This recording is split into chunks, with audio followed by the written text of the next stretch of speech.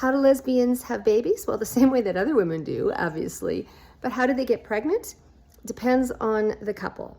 Some people just randomly go out and get a sperm donor. I don't think that's particularly safe, and you don't know the health. There are these straws you can buy. You can order them out of a catalog. I kid you not. You can get these straws mailed to you.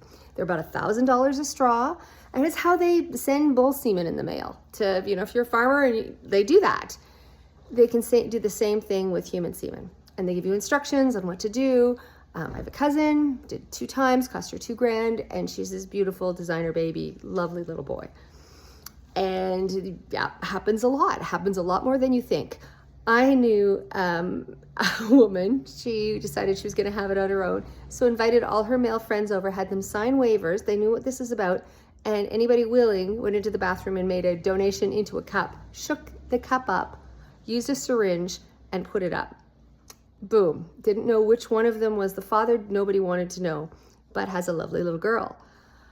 Then there was 2 couples that I know, both same-sex couples, so 2 men, 2 women, decided, they wrote an agreement, got the lawyer involved, and wrote an agreement to have a child together.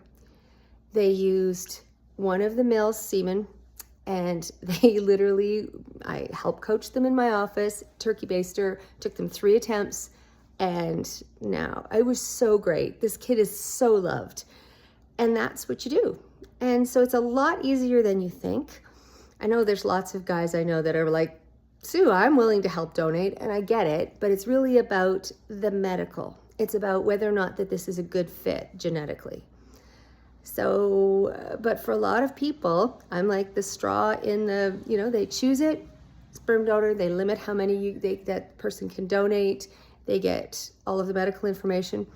Yeah, if you don't want to spend $1,000, there are other solutions, but it's an interesting process how people can do that. So it was a great question.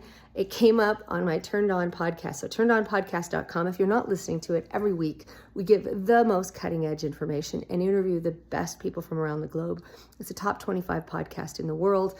Check it out, turnedonpodcast.com.